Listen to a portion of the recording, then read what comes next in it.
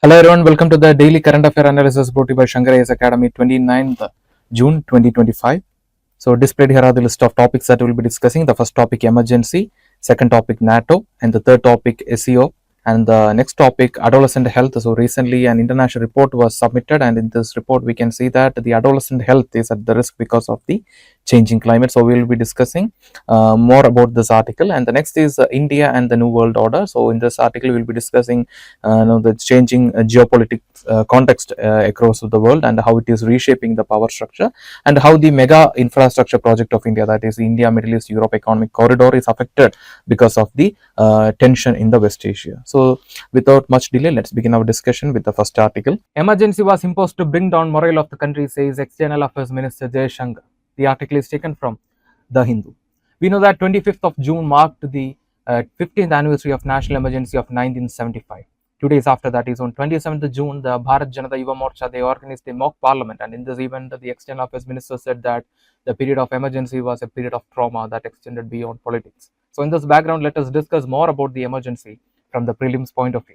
So coming to the national emergency, it is a mechanism that we adopted from the German constitution to deal with the problem of instability.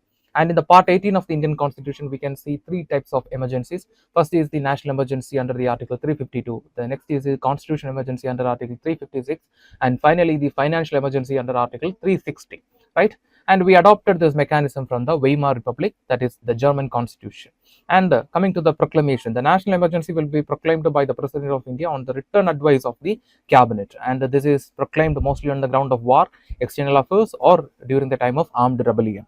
And once the proclamation happens, then the Parliament of India has to approve the proclamation within 1 month. And the national emergency in India can be extended up to 6 months. And after 6 months, the government will study the situation. And if the situation is still unstable, then the government will extend the national emergency for 6 months once more. And in this way, the Parliament can extend the national emergency for infinite time with approval. And coming to the applicability of the national emergency, it can be applied for the whole nation or for a part of the country. For example, if we are having a problem with the China, then we can see that the national emergency will be proclaimed in the northeastern part of India. For example, if we are having a problem with Pakistan, if we are going in a conflict with Pakistan, then that time the northwestern part of India will come under the national emergency. So in this way, the whole country or the part of the country can be brought under national emergency, but the state emergency can be declared only in the states. Coming to the emergency of 1975, so far India has experienced the emergency 3 times, national emergency 3 times. First was during the time of 1962, during the time of Indo-China war, and the next was in the year 1971 during the time of Bangladesh Liberation War, and the next was in the year 1975 during the time of due to the internal disturbance. So coming to the major reasons behind the emergency of 1975, you can see that the Bangladesh Liberation War, so that resulted into economic crisis in India because we had to spend a huge amount of resource in the war. And in the following years, that is since 1971, you can see that the rainfall in India was very low, and that resulted into low agricultural output. And you can see that this resulted into high food price. And on other side, in the West Asia, the political tension was going on, and that resulted into an increasing price of oil and other products. So this sparked a kind of economic distress in India during the early 1970s. And you can see that the government of Congress was also facing a lot of allegations because of corruption. And in the time, you can see the people, especially the students from the state of Gujarat and Bihar, they went against the government under the leadership of the Congress socialist leader Jayaprakash Narayanan, and they called for Sampurna Kranti or total revolution. And they demanded the resignation of Prime Minister Indira Gandhi and the CMs of Congress-led states. And another side, in 1971, the then Prime Minister of Indira Gandhi had to face an allegation that she misused a government machinery for election purpose. And finally, in 1975, the Allahabad High Court declared in the Indira Nehru Gandhi versus Rajnarayan case, the Allahabad High Court declared the election of Indira Gandhi to the Parliament as void. And this resulted into all these situations resulted into the declaration of emergency of 1975. And you can see what happened after the declaration of 1975. First, you see censorship on the press. You can see that immediately after the declaration of the national emergency, the power connection to all major press got cut. And the next was the mass arrest, that is detention of over 1 lakh people, mostly the people working in opposition parties, people working in NGOs and other platforms, and the college students were also arrested under severe acts like MISA, that is Maintenance of Internal Security Act. And the next was the suspension of rights. You can see that especially the Article 19 and Article 21 was suspended.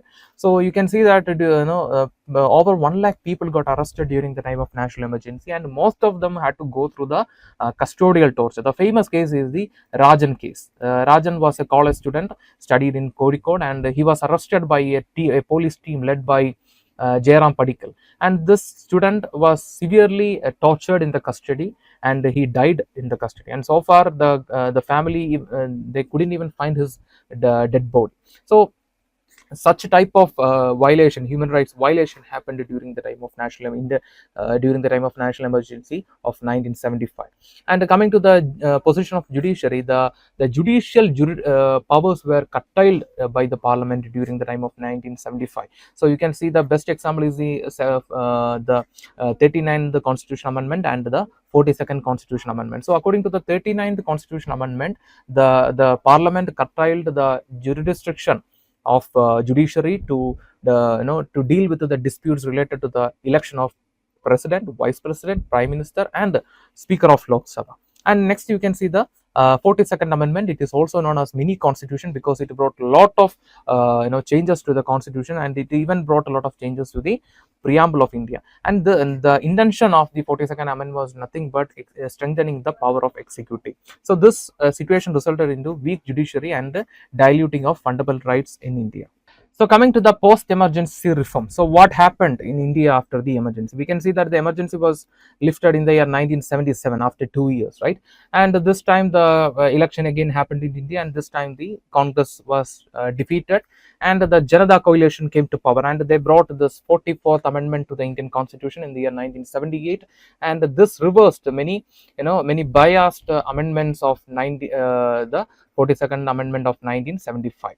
So what are the changes brought by the 44th Amendment? First was the replacement of the internal disturbance with the armed rebellion. See, the term internal disturbance was lacking a clarity, because what is meant by internal disturbance? Can we say a group of people in a particular region is protesting for their need? Can we consider that as an internal disturbance? No. So therefore, this term internal disturbance was lacking a clarity, and you can see that during the time of 1975, the people, especially the students from Gujarat and Bihar, were protesting, and the government considered this as an internal disturbance, and this became one of the grounds for the declaration of national emergency. So the Janata coalition of 1977, they replaced the term internal disturbance in the constitution with armed rebellion, which gives more clarity. So now we can say that if the people in a particular region is protesting for their need, then that is not it is not a disturbance. But armed rebellion, we can consider, for example, the secessionist movement in certain areas of India, that can be considered as armed rebellion. So in that case, we can declare national emergency in a particular part. And coming to the next, the emergency only on the cabinet's written advice. Yes. So if you look into the 1975, the Fakhruddin Ali, the then president of India, he declared the national emergency based on the advice of prime minister. But here you can see that hereafter, if the president wants to declare the national emergency, then it should be based on the written advice of the cabinet. And the next one is related to the Article 21 of the Indian Constitution. You can see that the emergency, during the time of emergency, the fundamental rights of the people got violated. So hereafter, whatever it is, the Article 21, that is right to life and personal liberty, cannot be suspended even during the time of emergency. And finally, the Janata government, they also restored the civil liberties, and they also reversed the power of the judiciary, which was cut in the 42nd Amendment of the Indian Constitution. So these are the major reforms brought in the post-emergency time. So coming to the prelims practice question, the question is, with reference to the national emergency in India, consider the following statements. Statement 1, it can be declared due to internal disturbance. And statement 2, during national emergency, the parliament can legislate on subjects in state list, and Statement 3, Article 21 can be suspended during the time of national emergency. No, Article 21 cannot be suspended during the time of national emergency as per the 44th Amendment of the Indian Constitution. Therefore, the statement 3 is incorrect. And if we eliminate the statement 3, we can eliminate option C and option B. And coming to the statement 1, it can be declared due to internal disturbance. No, it cannot be declared due to internal disturbance. It can be declared only on the ground of armed rebellion. So, therefore, the statement 1 is also incorrect. So, if we eliminate the statement 1, the correct answer is option D, 2 only. Yes, the answer is 2 only. So, with this, we will move to the next article. Trump dominates NATO summit, 3 takeaways from the meeting. The article is taken from Indian Express. So, recently the NATO summit 2025 was held and the allies agreed to increase their military spending from 2% to 5% by 2035. So, in this background, let us discuss more about the NATO from the prelims point of view, and we will also see what are the key outcomes of this NATO summit. So, coming to the NATO, it is a military alliance. Full form is the North Atlantic Treaty Organization, and it is a military alliance formed in the post-war period under the leadership of America through the Washington Treaty in the year 1949. The objective is collective defense. That means an attack on one is an attack on all. That means if a nation is attacking the allies of the North Atlantic Treaty Organization, then the entire organization, the alliance, will respond to that. And the headquarter, it is located in Brussels in Belgium, and as of now there are 32 members in this organization, including the latest joinees, the Finland and Sweden. And coming to the organization structure of the NATO, you can see that it has a North Atlantic Council. It is a main political decision making body, and it is headed by the Secretary General. He is a chief spokesperson, and as of now Mark Rutte, he is the Secretary General of NATO. And it has a military committee which offers the strategic military advice to the NATO. And next, it has an allied command operation which facilitates the mission, and it is headquartered in Belgium. And next, it has a allied command transformation which is focusing on capability development, and it is headquartered in United States of America. So, coming to the key outcomes of the 2025 NATO summit, the first highlight itself is nothing but the new target. That means the allies accepted to increase the defense spending from 2% of the GDP to 5% of the GDP by 2035. And the next is the success of the Trump administration. So, under their influence only, the allies agreed to increase their spending from 2% to 5% of the GDP for defense, and therefore it is considered as a major diplomatic win for the Trump administration. And the next is the Spain's refusal. The Spain refused to increase their expenditure from 2% to 5%, and this caused a friction in the alliance. And the next, the meeting, as usually, it strengthened the Article 5 of the NATO NATO agreement. And the next is the focus of the summit on AI, cyber, and the Indo-Pacific cooperation with under the leadership of Japan and South Korea. And the next is the summit also highlighted Russian threat and the transatlantic strategic differences among the allies. So, these are the major outcomes of the NATO summit of 2025. So, coming to the prelims practice question, the question is, consider the following organizations: United Nations Security Council, World Health Organization, NATO, and ILO, International Labour Organization. Which are the UN bodies or agencies? Option A, 1, 2 and 4 only. Option B, 2 and 3 only. Option C, 1, 2, 3 and 4, and option D, 1 and 3 only. See, the correct answer is actually, if we can eliminate the NATO is not a UN body. Therefore, if we can eliminate NATO, we can easily come to the answer, that is option A, 1, 2 and 4 only. Therefore, the correct answer is option A.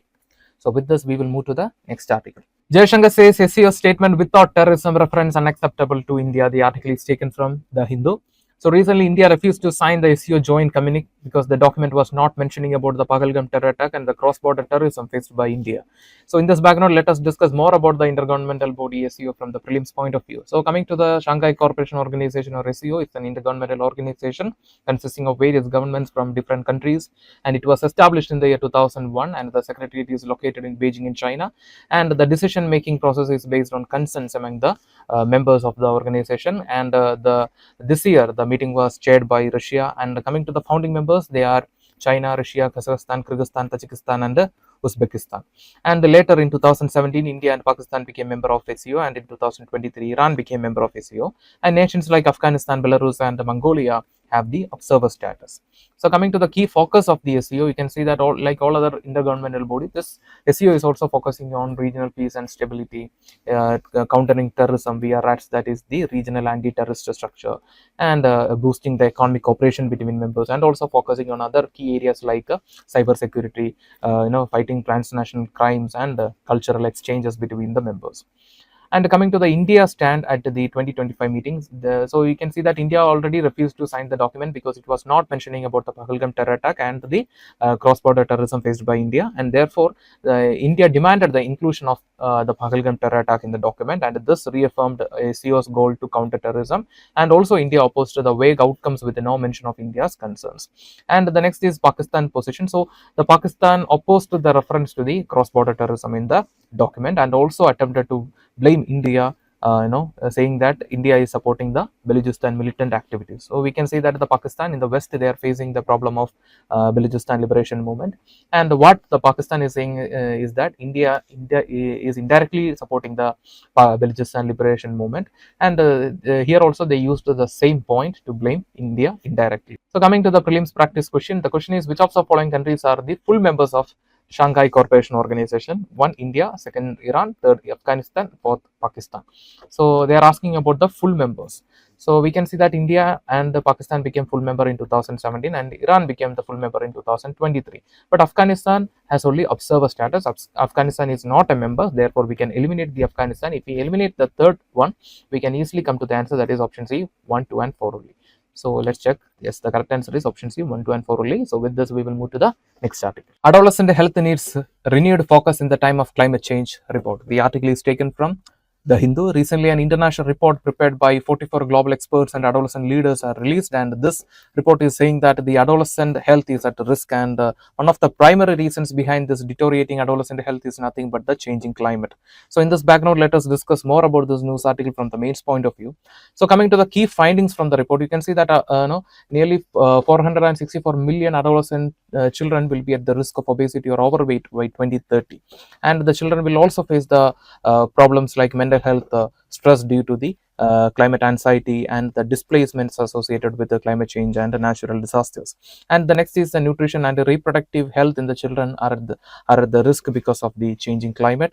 And by 2100, nearly 1.9 billion adolescents may face the problem from the extreme climate hazards. And coming to the health challenges associated with the climate change, the first is the food insecurity. We can see that the increasing temperature or the extreme weather events can lead to low food production, and this will lead to problems like stunting, anemia and underweight among the children. And the next is the urban heat. So the urban heat will force the people to stay inside the home, and this may lead to development of sedentary lifestyle, including in the adolescent population, and this will lead to increase the consumption of processed food, and finally this will act as a reason behind the increasing obesity. And the next is the mental health. Like I mentioned, the mental health of the children and the people are also at the risk because of the eco anxiety and the trauma from the climate disasters. And the next is the sanitation and the menstrual health of the children are also affected in the disaster prone area. And finally, the outdoor activities and the education of the children are also affected because of the extreme weather events like floods, heat waves and cold waves. So coming to the Indian context, so we have taken certain data from the National Family Health Survey 5, IMD and UNICEF, and we can see that in India, the adolescent population, that is the children between the age of 10 and 19, constitutes nearly 20% of the total population. And out of the total girls population, we can see that 59.1% of the girls are facing the problem of anemia, and the teen pregnancies are also is also another problem that comes around 6.8%. And you can see the prevalence of child marriages across India, that constitutes nearly 23.3% out of the total adolescent population. And the next is the overweight among the adolescents, that comes around 4.6% of the total adolescent population. And we can see that India, it is a tropical nation, and you can see that between 2022 and 24, India recorded nearly 280 plus heat wave days. And coming to the major government initiatives launched by the government of India to ensure the health of the children. The first is the school health and wellness program, which is focusing on life skill education. And the next is the Poshan Abhiyan. Currently, we are in Poshan Abhiyan 2.0, which is focusing on distribution of nutrition supplements. And the next is regular BMI checks in schools. And the next is the menstrual hygiene scheme, which is focusing on distribution of sanitary pads in the education institutions. And then we have the Mission Life, which is focusing on promoting sustainable and healthy habits among among the people, and it is a youth-led program. So through developing healthy lifestyle, we can ensure the well-being of the people, especially in the context of changing climate. And the next, we have another scheme, that is Rashtriya Kishore Swasthya Karyakram. This initiative was launched in the year 2014 to ensure the overall health of the children, especially the adolescent children. So this covers, this covers the mental health, reproductive health, nutrition, and other health related issues faced by the children. And also it has provisions against the violence faced by children. And this scheme also focuses on developing adolescent friendly hospitals in the neighborhood. So these are the major initiatives taken under the Rashtriya Kishore Swasthya Karyakram scheme which was launched in the year 2014.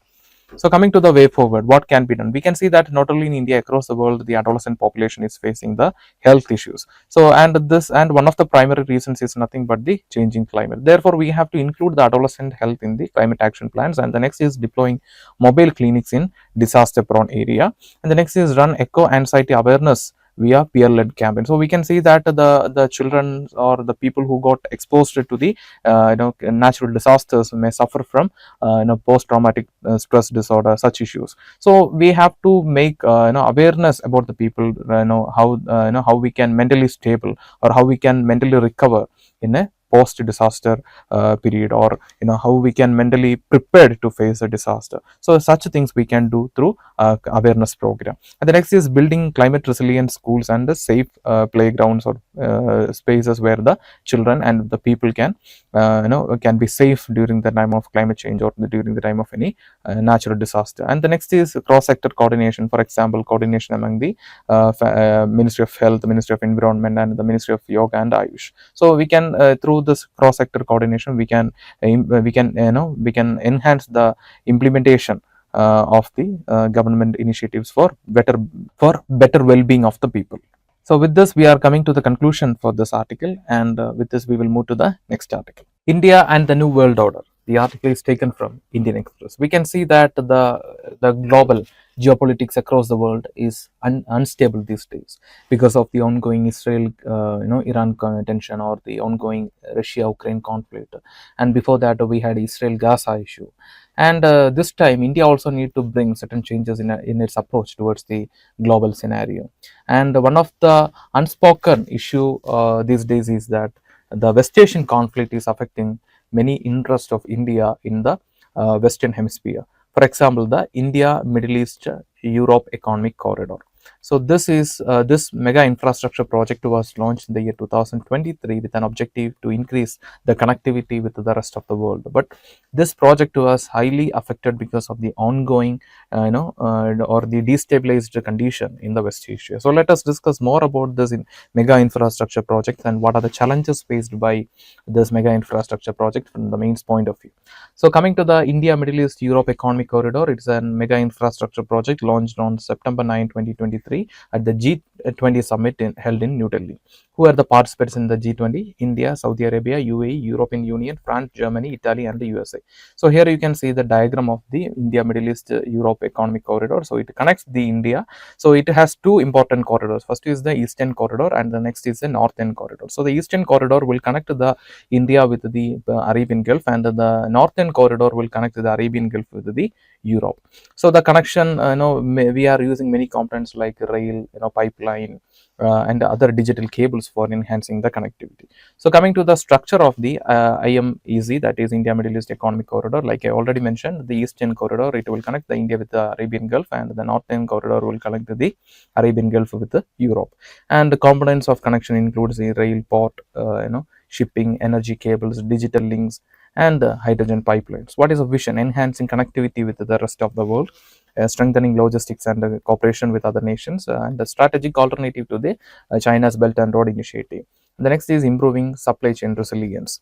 And coming to the key challenges before India regarding the implementation of the IMEC, that is India Middle East Europe Economic Corridor. The first is the geopolitical volatility. Like I mentioned, the Eurasian region is highly unstable these days because of the ongoing Russia-Ukraine conflict, or the Gaza-Israel or Iran-Israel tension. And the next is China's Belt and Road overlap. That is, we can see that certain members in the IMEC are also members or the partners to the Belt and Road Initiative, and this creates complication. And the next is over politicization of the project, which may lead to lack of support.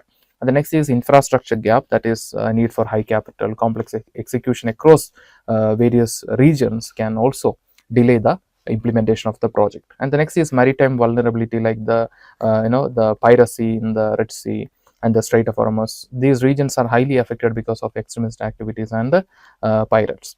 And the next is a diplomatic tightrope, that is balancing ties with the West, and the nations which are inclination towards China. This is a tightrope walk for India. So that is also a challenge for regarding the implementation of the India Middle East Europe economic corridor. And coming to the way forward, what can be done? So we can see that on one side, the geopolitics is highly unstable. It is changing. It is reshaping the power structure across the world. And this time, the mega infrastructure project is also facing strain. So what can be done? The first is the economic narrative. First, we have to shift the focus from geopolitics or the politics towards to trade and connectivity. And the next is proactive regional diplomacy. That means we have to engage with the Gulf countries. We have to tension-prone regions like Iran and Israel for ensuring stability.